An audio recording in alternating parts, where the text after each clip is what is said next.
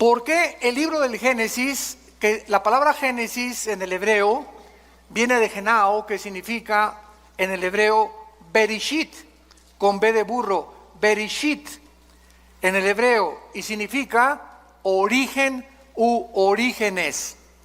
Entonces, el Génesis es el libro de los orígenes. No vamos en esta serie a predicar de todo el libro del Génesis. Esta serie ya la compartí hace algunos años. Si no la tienen, la pueden pedir. Tenemos casi todo el libro del Génesis, versículo por versículo. Esta serie se va a enfocar simplemente en los primeros 2 capítulos del Génesis. O sea, vamos a entrar con microscopio, vamos a entrar con lupa, vamos a ver que antes de que Dios creara el mundo, la tierra como la tenemos nosotros, antes de nosotros existía otro mundo, que es el mundo de los ángeles. Y vamos a ver que este mundo de los ángeles tenía como planeta este planeta en el cual tú y yo estamos, el planeta Tierra. Y vamos a ver cómo Dios comenzó a formar todo, y vamos a ver la profundidad que existe nada más en los primeros 2 versículos del Génesis. Ahí nos podemos detener casi un mes para que podamos nosotros entender la profundidad de la mente de Dios. Entonces vamos a estudiar claramente la eternidad de Dios. Cuando hablamos de la eternidad, pues la mayor parte de los cristianos no sabemos qué significa eternidad. Creemos que es un punto de una línea recta que sale y continúa eternamente. Sin embargo, esto es una medida de nosotros, esto no es la eternidad. O cuando decimos por los siglos de los siglos o secula seculorum, creemos que ya nos vamos a seguir extendiendo por todo el tiempo. Vamos a descubrir otras cosas diferentes que Dios hizo y creó. Y vamos a ver también las 3 palabras en el hebreo que son importantísimas para poder entender qué cosa Dios creó de la nada, que es la palabra bara, qué cosa Dios creó para formar, que es yatzar, y qué cosa es darle forma a algo, que es la palabra asa, así como suena, bara, yatzar con y asa. Si nosotros no conocemos estas 3 palabras, entonces no vamos a entender, por ejemplo, por qué hasta el 4.º día Dios creó los cielos y la tierra. Y cuando alguien me dice eso, yo les digo, ¿en dónde dice eso? Porque en mi Biblia no lo dice. ¿Cómo no, hermano? Léale ahí, Génesis 1.14, dijo luego Dios. ¿Qué cosa dice? No dice Dios creó, dijo luego Dios, haya lumbreras. Y esta palabra haya es la misma palabra hebrea haya, que significa hacer o que se ponga algo en movimiento. Entonces el sol y la luna ya existían. Dios no los creó en el primer día de la creación de nosotros, sino que en el mundo anterior de nosotros el sol y la luna ya existían. Y el universo sufrió una especie de congelamiento para que cuando Dios volvió a recrear todo y a colocarlo en nosotros, Dios puso en movimiento lo que ya existía. Entonces todas estas cosas escondidas y todas estas cosas maravillosas de la Biblia las vamos a ir, por favor, estudiando, analizando, investigando con lupa, con microscopio, porque es ya tiempo que la iglesia de Dios pueda salir de la leche y ya podamos comenzar a comer algo mucho más sólido, que es la palabra de Dios. Ahora bien, para esto es muy importante que recordemos algo. Necesitamos aprender a pensar. Todos se quedan ahorita así. ¿Qué querrá decir con que yo necesito pensar? ¿Qué acaso soy un mono o un simio? ¿No pienso o no razono? Bueno, cuando estoy diciendo necesitamos aprender a pensar, el pensamiento dentro de la filosofía griega o dentro de Sócrates, Platón, Demóstenes, etcétera, etcétera, significa no solamente pensar en algo, sino meditarlo, comerlo, asimilarlo hasta que tú lo entiendas. Y esta es la palabra que se usó en el hebreo, meditar. Salmo número 1. De día y de noche medita en este libro de la ley. Dios le dice a Josué, Josué 1, 8 y 9, Josué medita día y noche. O sea, medita es la palabra que se usa para las vacas. Cuando una vaca come, tiene varios estómagos. ¿Sabían ustedes eso de las vacas? Entonces la vaca come la paja o la hierba y hace esto. Y le da, y le da, y le da, y le da. Y después de 10 o 15 veces la pasa a los intestinos. Eso es la palabra meditar. De tal manera amó Dios al mundo que dio a su Hijo. De tal manera, y comienzas, de tal manera. ¿De qué manera, Señor? Y ahí hay una pregunta. ¿Amó Dios al mundo? ¿Nos amaste? ¿Qué significa el mundo? ¿Las personas o el planeta Tierra? Que dio a su Hijo unigénito. ¿Qué significa que nos diste a tu Hijo? Y te vas analizando cada frase, la vas asimilando, vas pensando en ella y de repente, eureka, como decían los griegos, lo entiendes y comienzas a descubrir la iluminación que necesitamos de la palabra de Dios, que nos la da el Espíritu Santo. Entonces ya adquiere la Biblia vida a tu espíritu, porque has aprendido a leerla. Y no basta leerla, hay que estudiarla, hay que meditarla, pensar en ella y hay que memorizarla. Yo no les pido a nadie que levante su mano en esta mañana, pero ¿cuántos de ustedes memorizan 2 o 4 versículos diarios?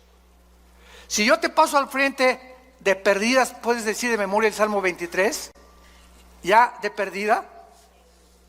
¿O podrías decir de memoria el Salmo 90? ¿O nada más Juan 3:16?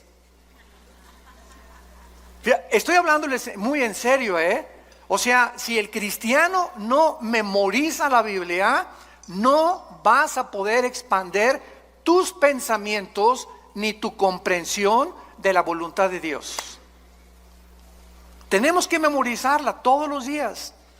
Ponte en un papelito, Filipenses 1:6, estando persuadido que el que comenzó la obra la perfeccionará hasta el día de Cristo. Lo pones ahí en tu espejo, lo pones en tu carro, en lugar de venir con el celular ahí, lo pones en tu oficina, lo pones en tu computadora y estás pensando y repitiéndolo en la noche. Mi amor, por favor, pídeme que te repita tus versículos, y le estás dando y dando. Hermano, es que a mí no se me queda nada, porque nunca piensas.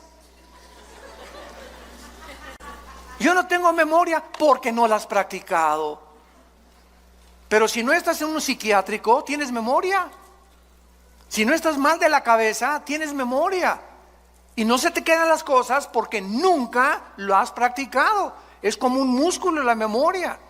Tenemos que estar ejercitando y vas a descubrir que podemos llegar a memorizar capítulos enteros, salmos enteros de la Biblia. Entonces todo esto es lo que se llama, y lo que le dice Pablo a Timoteo en su segunda carta: esfuérzate en la gracia de Jesús. Necesitamos poner más de nosotros para poder comprender más la mente de Dios.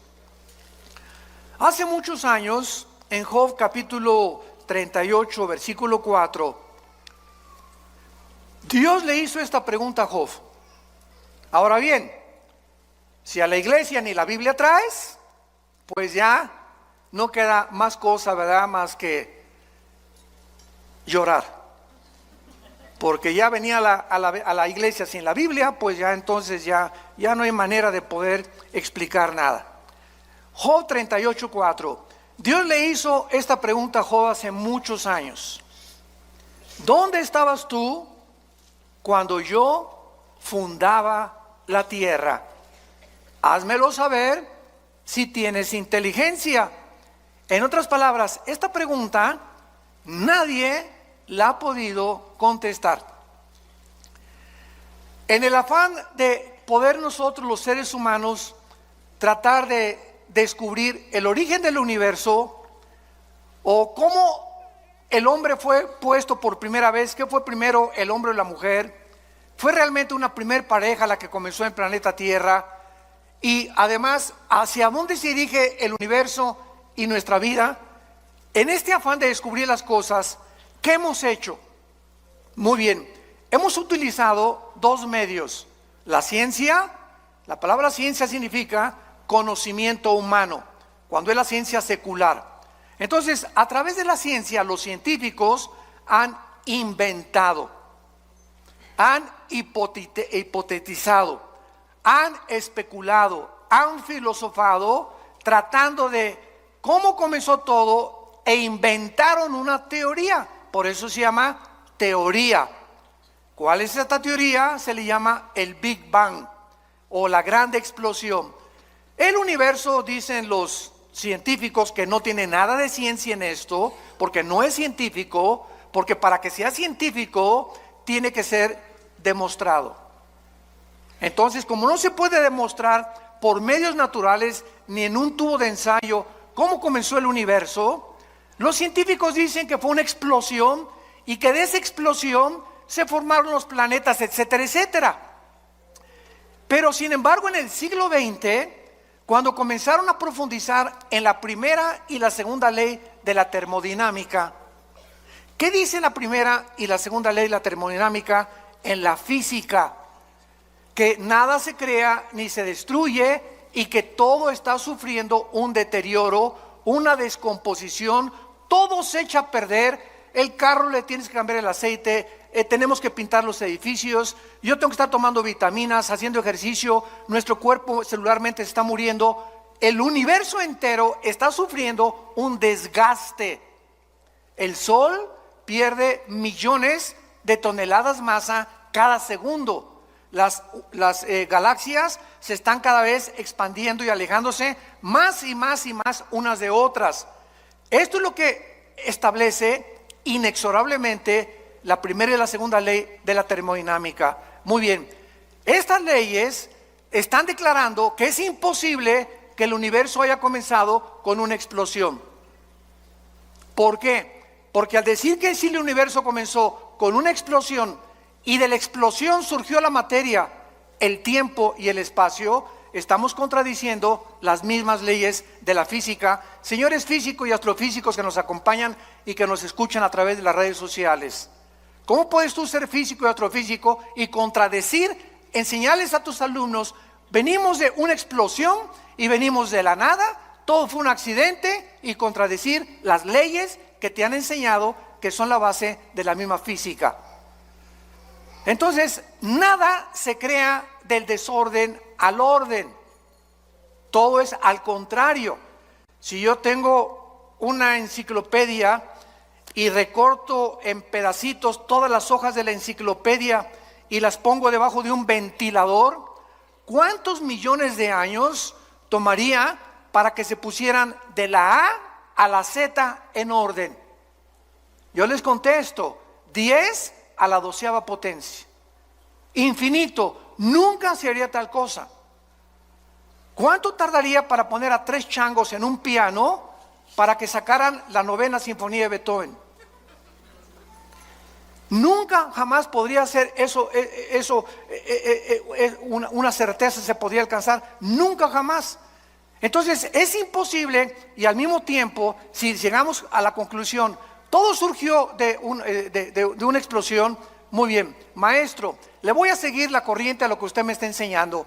Usted me enseña que la materia surgió de la nada. Ahora, ¿la nada produce algo? La nada no produce nada. Y si comenzó con una explosión, ¿quién la produjo la explosión? Tuvo que haber un acelerador que haya producido eso. Pero si no había nada antes de la explosión, ¿qué la produjo? Y seguimos esta línea filosófica y acabamos con la pregunta de los 64,000 pesos. ¿Y el pensamiento quién lo produjo? Virgen de María y José. ¿La materia produce el pensamiento? La materia produce pensamiento. Un pedazo de roca, un pedazo de materia produce el pensamiento y la conciencia humana. Entonces, ¿se dan cuenta que estamos pensando? Es a lo que me refería.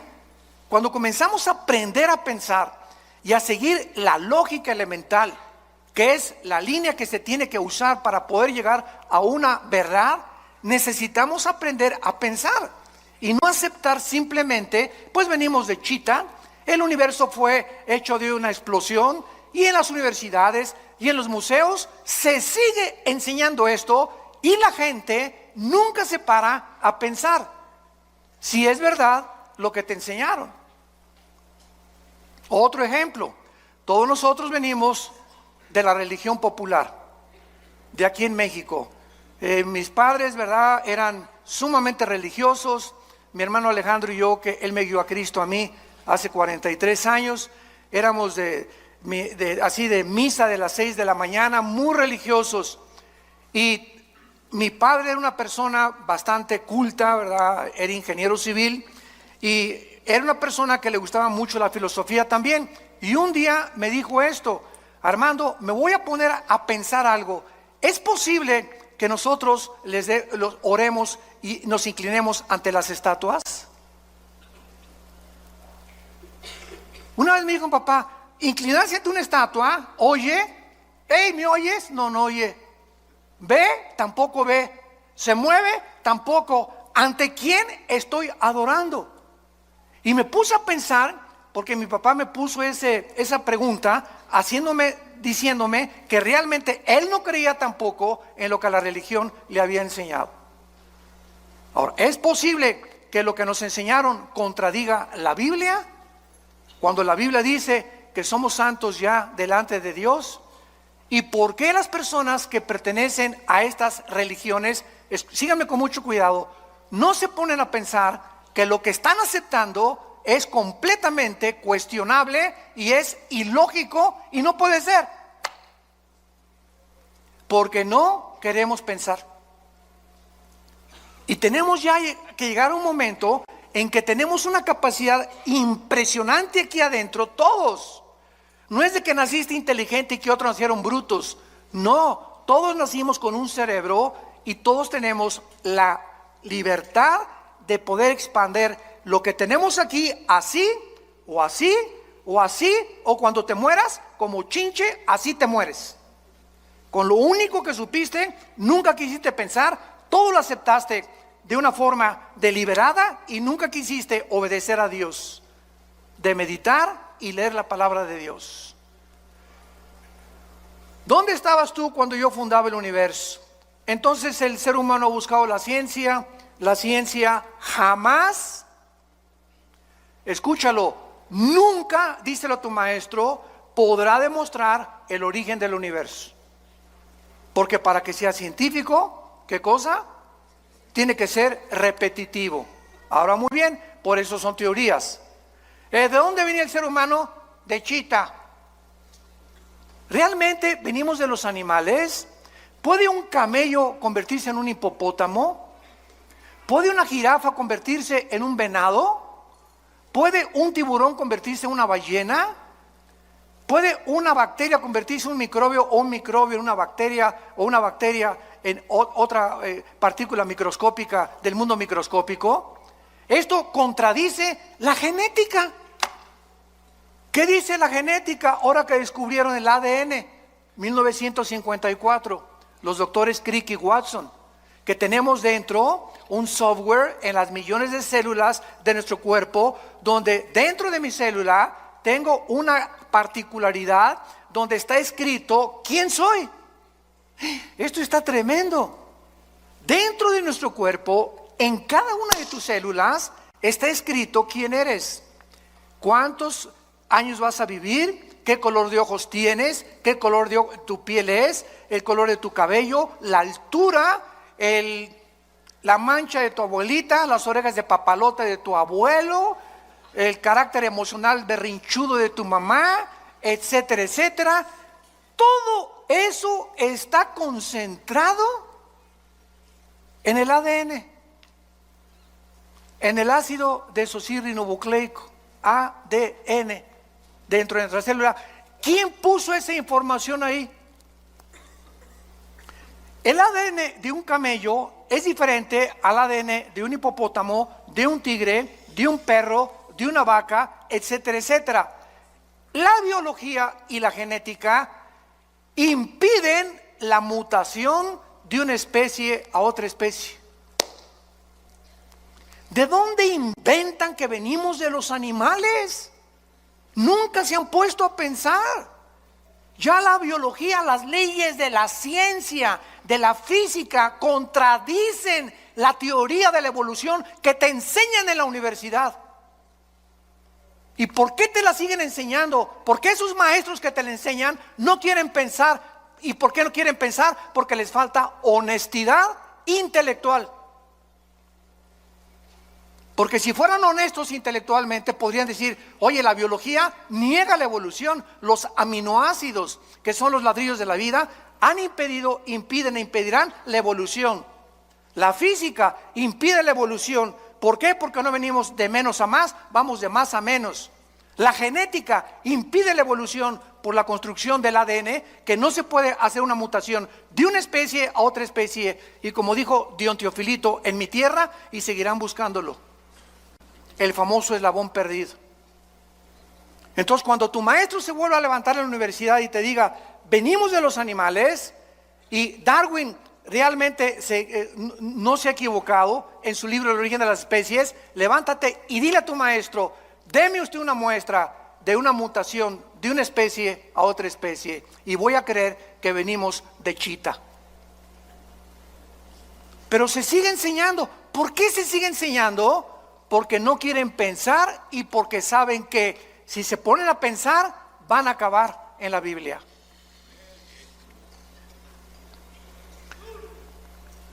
De todas las teorías que existen en el mundo, no hay más que lo que nos han enseñado en la escuela, que venimos de una evolución accidental, fortuita, que venimos de los animales, y la otra explicación de dónde venimos está en la Biblia. No está en el Corán, ni en los Vedas, ni en el Tripitaka de los Budas, ni Mahatma Gandhi, ni de Confucio, en ningún otro libro sagrado, ningún otro libro de los billones de literatura que existen nos dicen de dónde venimos y quiénes somos más que la Biblia. Ahora, ¿de veras dice eso la Biblia? Es lo que vamos a ver. Y no solamente lo dice, sino que lo comprueba. Y conforme el mundo pasa y la ciencia evoluciona, la ciencia dice, y la Biblia tenía razón.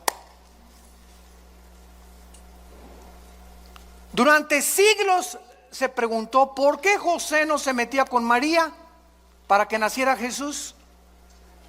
Se aceptó y la iglesia romana dijo: es un dogma de fe. Tienes que creer que Jesús no se metió con María porque es un dogma de fe, sin dar ninguna explicación. Sin embargo, en 1954, lo compartimos en el desayuno ayer, se descubre el ADN y se descubre que el ser humano está dividido en dos: hombres y mujeres, macho camacho y las reinas de la casa. Más nos vale. Ok, ¿qué determina que tú hayas nacido hombre? ¿Y qué determina que tú hayas nacido mujer? ¿Sabes qué determina que seamos los hombres y que tú hayas nacido mujer? Nuestros cromosomas. Los cromosomas de la mujer son XX. El hombre tiene XY. El cromosoma Y no lo tiene la mujer, lo tiene el varón. En otras palabras, cuando mi papá se juntó con mi mamá, el cromosoma Y de mi papá ovuló el cromosoma X de mi mamá y nací macho camacho. Y si tú eres mujer, cuando tu papá tuvo relaciones con tu mamá, el cromosoma X del varón ovuló el cromosoma X de tu mamá y naciste mujer. Y hemos llegado a un siglo, el siglo XXI, donde se está discutiendo el género con la famosa biología del transgénero. Y decirles que si un niño se quiere vestir de mujer, que lo dejen. Y si una niña se quiere jugar a los soldados, que la dejen y que se vista de soldado. Cuando la misma biología es la que determina, cerremos ya la Biblia, la biología determina quiénes somos. Entonces, si tú hazte un examen de sangre y tienes la Y, eres hombre. Nadie te va a cambiar y es imposible que te cambien tu masculinidad. Así te hizo Dios, así acéptalo. Y si tienes los dos X, eres mujer. Y nadie se atreva a cambiar tu feminidad con la cual Dios te creó como mujer. Hemos llegado a un grado de dioses, de decir, cambiemos a este hombre en mujer y esta mujer en hombre. Y llegar al grado que es el síntoma más grande de descomposición social, de poder llegar hasta el matrimonio, hombres con hombres, mujeres con mujeres. Y destruir el patrón de la familia que tiene su origen en la Biblia y creer que ahora la familia es hombre con niños, mujer y mujer con niños. Y la Biblia dice que la familia es un hombre con una mujer que fue la que parió a mis hijos y esa es mi familia delante de Dios. ¿A qué grado hemos llegado por no pensar? Lo aceptamos todo y se está convirtiendo en normal. Ya se está aceptando como algo normal. Y ahí están en las bodas de hombres con hombres. Ay, mijito, que se casó con Pepe y Pepe con Carlitos. Que sean felices. ¿Cuál felices? Es una mentira. El 63% de las personas que se han querido cambiar el sexo en el transgénero, lo dicen los psiquiatras, se han suicidado. Cuando una persona pierde su identidad, lucha con demonios que tratan de robarte tu identidad y confundirte, y vienen las depresiones, vienen las luchas angustiosas de las emociones y los sentimientos, porque el diablo te está atormentando. Tienes que ser libre en el nombre de Jesús y aceptar como Dios te hizo.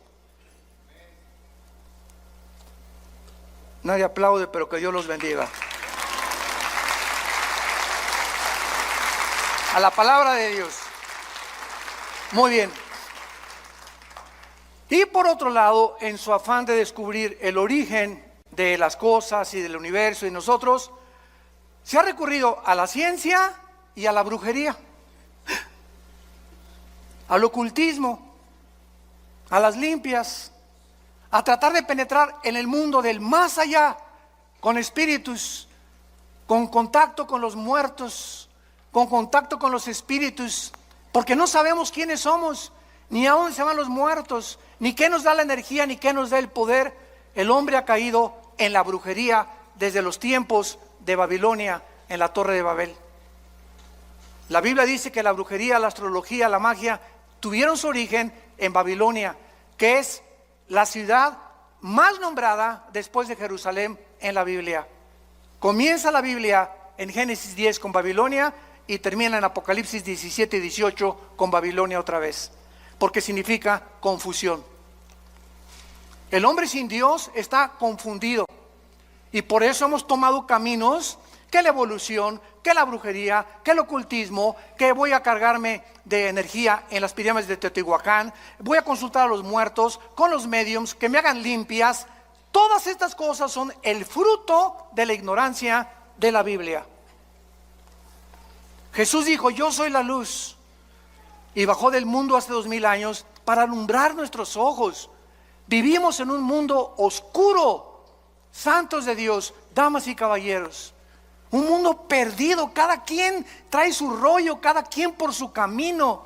Ya los gobiernos no saben cuál gobierno, cuál ideología es la buena. Los economistas están perdidos, las religiones están perdidas, la filosofía está perdida. Ya no hay forma de relativismo, humanismo, hedonismo, etcétera, etcétera. El mundo sigue así, ¿por qué? Porque estamos en tinieblas. Y Jesús hace 2000 años vino a sacarnos de las tinieblas. Y te ofrecen esta mañana, y ustedes que nos escuchan, salir de esa oscuridad, que las vendas se te caigan, recobrar tu verdadera identidad y ser feliz con una vida en abundancia, que es la vida que Cristo nos vino a dar. Muy bien.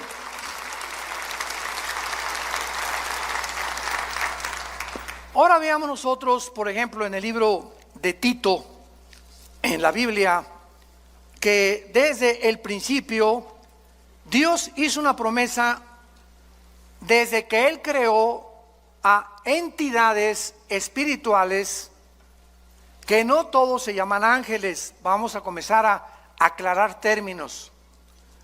La Biblia le ha llamado ángeles a los serafines, a los querubines, y desde luego a los ángeles.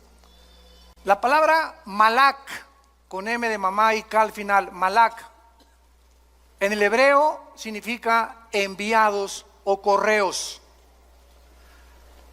Y la palabra angelus en el griego, que se tradujo ángeles, significa lo mismo, mensajeros.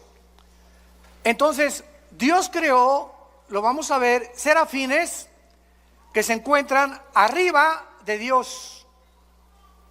Arriba, todos los días diciendo santo, santo, santo. Dios creó después a otras entidades espirituales que se llaman querubines. La palabra querubín significa los que arden en el hebreo, los que arden. Y acuérdense que cuando Dios diseñó el arca en el tabernáculo, puso dos querubines, ¿se acuerdan? Inclinados con alas, dos alas cada querubín, mirando hacia el propiciatorio, hacia donde la sangre, el sumo sacerdote, una vez al año la derramaba. ¿Por qué? Porque los querubines en la Biblia significan la protección de la santidad de Dios. Entonces, los querubines no son mandados al mundo ni al universo. Son criaturas que están cerca de Dios, pero los ángeles son las criaturas que Dios creó y que se parecen a nosotros. Los ángeles son igualitos a los seres humanos. Si se apareciera ahorita un ángel, no distinguirías si es un ángel o es un ser humano. Dice Hebreos 13:4 que muchas veces hemos hospedado gente que no nos hemos dado cuenta que son ángeles. Aun cuando en su verdadera esencia los ángeles son altos, ¿verdad?, luminosos y fortísimos. Uno solo mató en el Antiguo Testamento a más de 3,000 filisteos. Entonces, los ángeles son los mensajeros de Dios. Las criaturas que Dios ha enviado desde donde Él habita hacia el mundo donde tú y yo vivimos. Y los ángeles, dice Hebreos capítulo 1, nos sirven a nosotros para cuidar.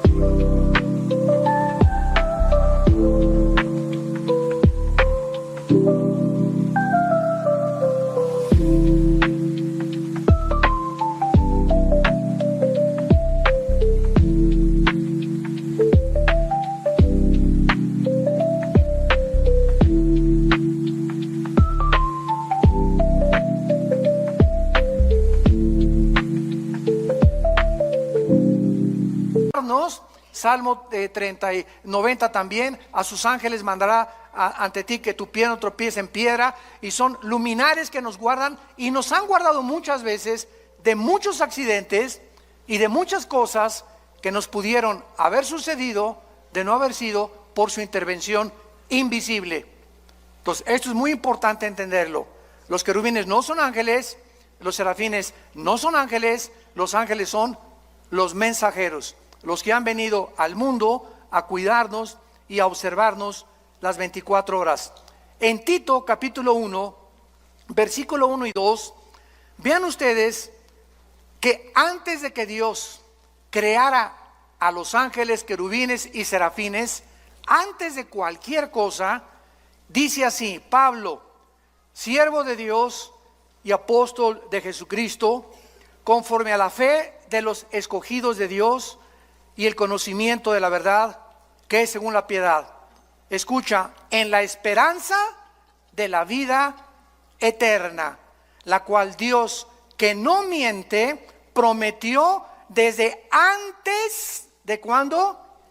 Antes de que nada fuera creado.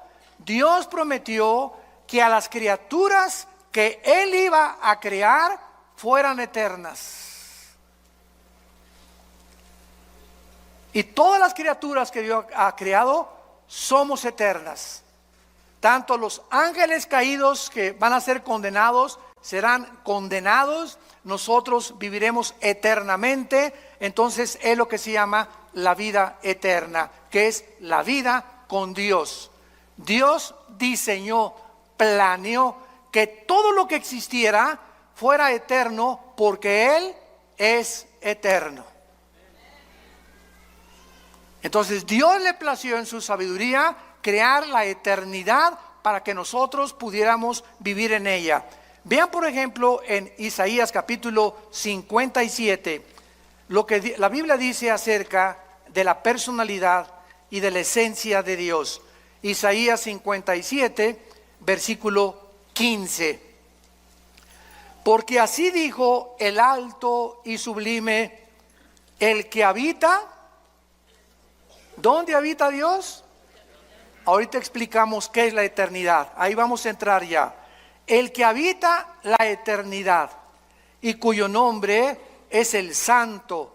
Yo habito en la altura y la santidad con el quebrantado y humilde de espíritu, para hacer vivir el espíritu de los humildes y vivificar el corazón de los quebrantados. Ahora sí, pongan mucha atención. Ya vamos a comenzar a aclarar muchas cosas. La eternidad, supongamos que está así, ¿verdad? En un espacio ilimitado, desde luego. Dios habita en la eternidad. La eternidad no hay tiempo. En la eternidad no hay pasado, no hay futuro. Cuando Jesús se revela a Moisés, Éxodo capítulo 3, le dice: yo soy el que soy. O sea, el que es, ¿verdad? Ahorita. Él es el Dios del presente. Yo sé que es difícil de entenderlo porque nosotros habitamos en 4 dimensiones donde hay pasado, presente y futuro, pero ahorita los fusibles no se les van a fundir. Entonces, la eternidad es donde Dios habita. Dios, entonces, cuando dice, en el principio Dios creó los cielos y la tierra, Dios creó abajo de la eternidad 3 cielos. El cielo donde Él habita, el cielo cósmico y el cielo atmosférico, segunda de Corintios capítulo 12, versículo del 1 al 3. Ahí Pablo menciona los 3 cielos. Entonces, estos 3 cielos no existían siempre, fueron creados abajo de la eternidad.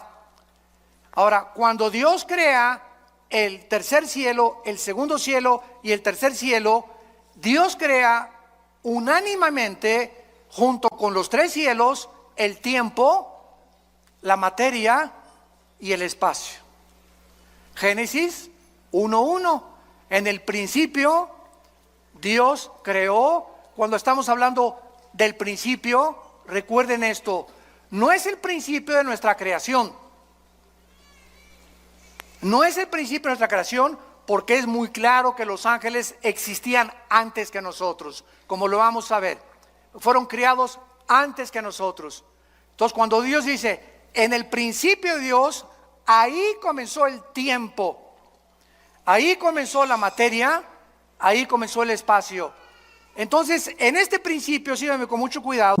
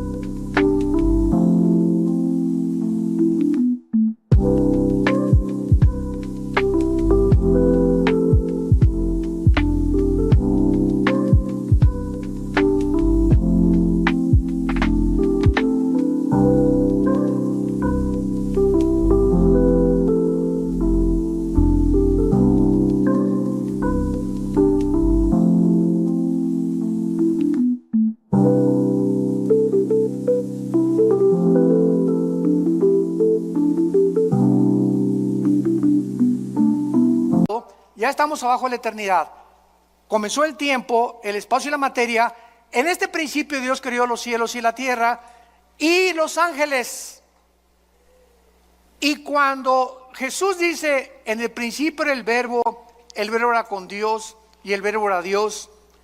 Y primero de Juan 1 dice, lo que era desde el principio, lo que nuestras manos palparon y vieron tocante al verbo de vida, porque la vida fue manifestada. Juan 3 veces repite que este principio fue antes de nosotros. No es cuando nosotros fuimos creados. Nosotros fuimos creados después del principio, como lo vamos a ver en el versículo 2 del Génesis, que algo pasó en el principio, que Dios volvió a recrear la tierra, a crearnos a nosotros después de los ángeles, para ponernos arriba de los ángeles, gobernar a los ángeles, y la regamos. Y Satanás, Lucifer, volvió otra vez a ocupar el planeta Tierra y el universo, hasta que vino Jesús, le quitó el poder a Dios, Jesús a Lucifer, y el poder que tenía Lucifer nos los dio a nosotros los cristianos. Y mayor es el que está entre nosotros que el que está en el mundo. Entonces Lucifer sigue teniendo el poder que perdimos nosotros con la caída de los Adán y Eva, los primeros padres, pero que se volvió a recobrar con la muerte de Cristo, y nos entrega a nosotros Dios el Espíritu Santo, porque recibirán poder. Hechos 1:8. Vean que si no ponemos en orden todo, no entendemos el Nuevo Testamento. Ese poder es ¿para qué? Para que el que tiene control de nuestro planeta y del universo no se acerque a nosotros, ni a nuestros hijos, ni a tu trabajo, ni a tus finanzas, porque mucho mayor es el que está aquí adentro que todos los millones de demonios que pueda haber en tu casa.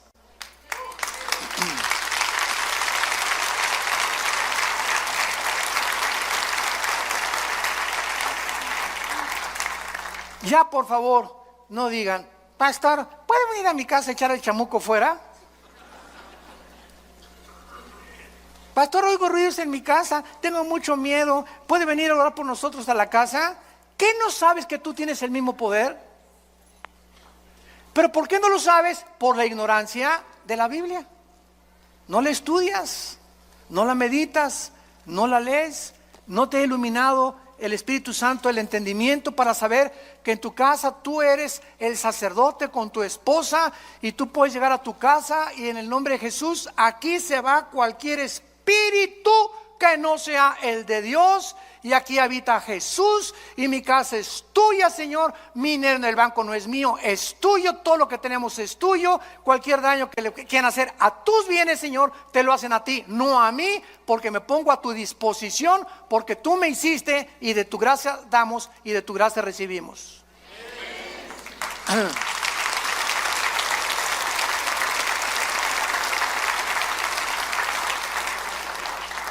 Dios pues diseña que nosotros entremos a la eternidad. Entonces cuando Jesús dice en Juan 17:3, esta es la vida eterna, Él define la eternidad. ¿Qué es la vida eterna? Jesús nos lo explicó: conocer a Dios. Esta es la vida eterna, que te conozcan. Dice que te convertiste. ¿Cuánto has conocido de Dios? ¿Cuánto sabes de su poder? ¿Cuánto sabes del propósito que tiene para tu vida? ¿Por qué vives con estrés todavía, con angustias, con desconfianza, con incredulidad? Ay, subió el peso y cayó el petróleo, hermano, ¿qué voy a hacer? Y si mi esposo se muere y no me da el seguro social, ¿qué voy a hacer? Entonces, ¿tu esperanza era tu esposo? ¿El petróleo? ¿El peso? Dios nos está viendo. Y dice 1 de Pedro que somos sostenidos por la fe mediante el poder de Dios. Entonces, cuando tú crees, activas el poder de Dios. En el momento que dices, Señor, gracias porque no dependo del dinero ni de mi esposo, ni del diputado, ni de mi amigo, ni del próximo gobierno, ni tampoco mi felicidad depende de si mi esposo me hace feliz, o mi esposa me hace feliz, o mis hijos me felices. Todo depende de ti, de mi relación contigo. Cuando Dios ve esa confianza, te llena de su poder. Y tienes la capacidad de volverte más que vencedor. Porque sin fe es imposible agradar a Dios. ¿Me están siguiendo? Estamos pensando. Muy bien. Dice en Primera de Juan capítulo 2, y explicando también la eternidad, porque es importantísimo antes de pasar y profundizar más. Primera de Juan 2:25, y esta es la promesa que Él nos dio otra vez, la vida eterna. Cuando yo oigo que hay cristianos que dicen que la salvación se pierde, les digo, ¿ya pensaron lo que están diciendo? Es que hay 5 pasajes en el Nuevo Testamento que parece que se pierde la vida eterna. Parece contra 200 que te dicen que no se pierden. Y de esos pasajes que parece que se pierde la vida o que se pierde la salvación, son completamente mal interpretados. Lo han sacado fuera de contexto porque no los han estudiado a la luz de las demás partes de la Biblia. ¿Qué es la vida eterna o vida temporal? ¿Cuál es la diferencia? ¿No sabes cuál es la temporalidad? He venido para darles vida temporal. ¿Eso dice la Biblia? No, ¿verdad? Nos viene a dar vida eterna. O sea, cuando un cristiano recibe al Espíritu Santo, en ese momento, dice Efesios capítulo 2, en ese momento entramos a la eternidad. Ya somos eternos. Por eso no vamos a morir espiritualmente jamás ya. Vamos a morir físicamente, nos van a enterrar, pero vamos a seguir viviendo. Tu pariente que se murió la semana pasada, no digas que se murió, pasó a mejor vida. Él sigue viviendo, seguimos viviendo. Esta es la esperanza que Dios nos ha traído, que esta vida no lo es todo. Vamos a seguir viviendo. Y tú lo tienes que creer. Y cuando tú lo crees, no hay nada que te pueda detener, porque para nosotros es ganancia la muerte. Entonces, esta eternidad entra a nuestra vida cuando recibimos a Cristo como nuestro Señor y Salvador. Ya estamos sentados, dice Efesios 2, con Cristo. Ya somos más que vencedores. Efesios 1:3. Ya hemos sido bendecidos con toda bendición espiritual. ¿Qué significa esto? Que ya no le puedo decir a una persona, Dios te bendiga. No hay ninguna parte del Nuevo Testamento donde diga, Dios te bendiga. Porque dice la Biblia en Efesios 1:3 que ya hemos sido bendecidos.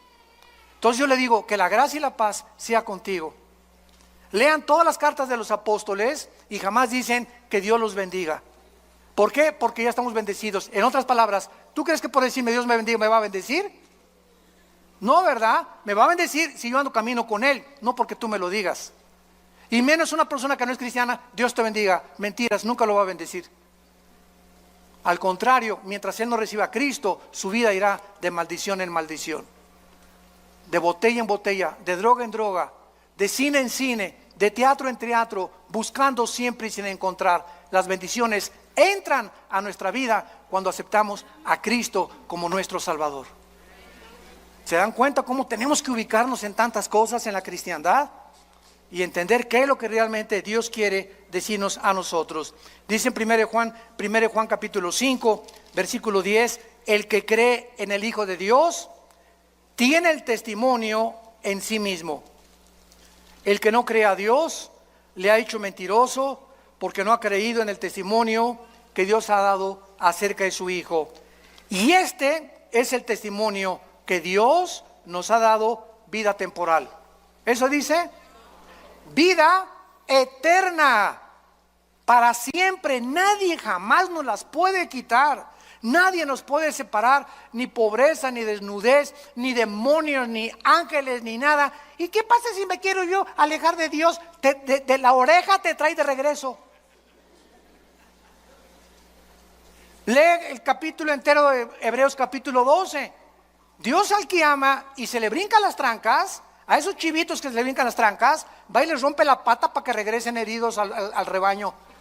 Pero es preferible, dijo Cristo, que pierdas el brazo y pierdas las piernas y te quedes ciego o tengas una enfermedad, a que entres entero al infierno. Somos propiedad de Dios. Nadie nos puede arrebatar la vida eterna. Nadie.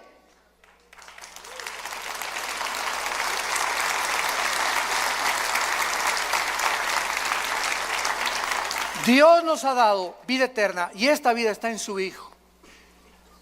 El que tiene al Hijo tiene la vida. El que no tiene al Hijo no tiene la vida.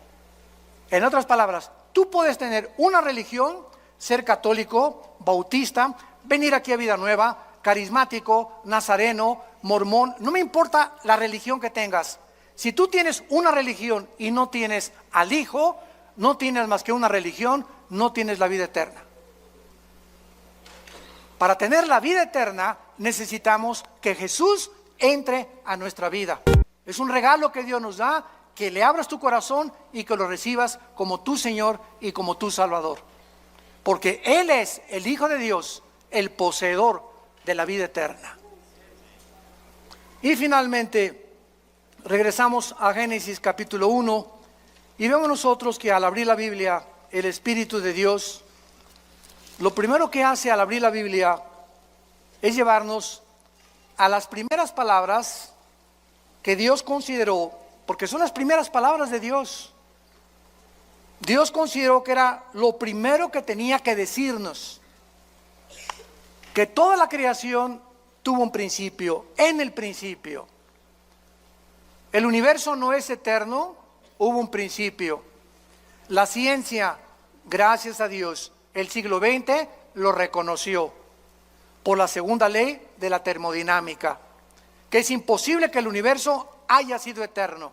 Tiene que haber tenido un principio, como la Biblia lo establece y como las leyes de la física lo confirman también.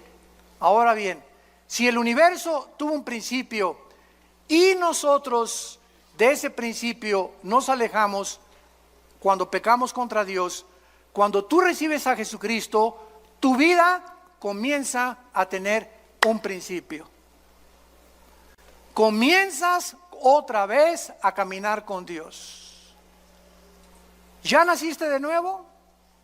¿Ya tienes a Jesucristo como tu Señor y Salvador?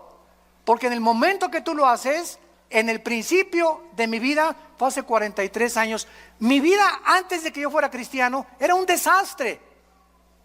Pero cuando comencé con Cristo, comencé a caminar con Dios.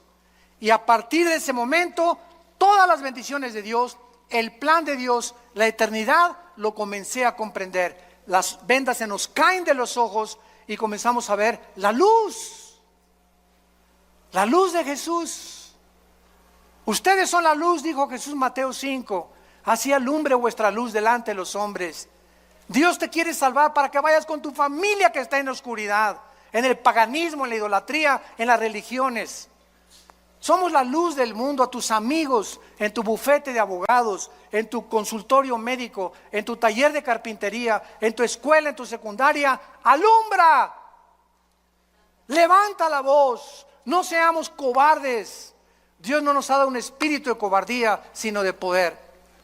¿Qué importa lo que el mundo diga de nosotros? Caminemos con la bandera de la verdad, de la santidad y de la justicia y alumbremos este mundo que sigue en tinieblas. Te damos gracias, Señor, por tu palabra. Gracias, Señor, por revelarnos las verdades del universo, de nuestro origen, de la importancia de entender y pensar claramente lo que tú nos has dejado como nuestra herencia. Gracias, Señor, porque eres tan maravilloso y tan grande y tan poderoso que queremos cada día conocerte más. Por lo cual pedimos que nuestro Dios y Padre de Jesucristo, el Padre de la gloria, les dé a cada uno de ustedes un espíritu de sabiduría, de revelación en el conocimiento de Jesús. Ser más que vencedores, ser guerreros y guerreras de Dios, valientes, porque aunque venga el enemigo como un río, levantaremos bandera contra él, porque mayor es el que está dentro de nosotros. Y no tenemos un espíritu de cobardía, sino de poder, de amor, de dominio propio. Y que el Dios de esperanza te llene de todo gozo y paz en el creer, para que abundes en esperanza por el poder del Espíritu Santo y seamos capaces de llegar al final de nuestra vida y acabar diciendo con el apóstol Pablo: he acabado la carrera, he peleado la buena batalla de la fe, por lo cual nos está esperando la corona de la vida. Y todos ustedes en esta mañana que no tienen a Cristo, que no estás seguro de que Jesús vive en tu vida, ahí desde tu lugar, ustedes que nos ven por las redes sociales, dile con todo tu corazón: Señor Jesús, te pido perdón por mis pecados.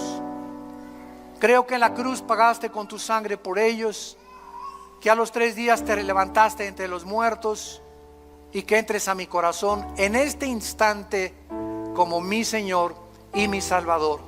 En el nombre de Jesús. Amén.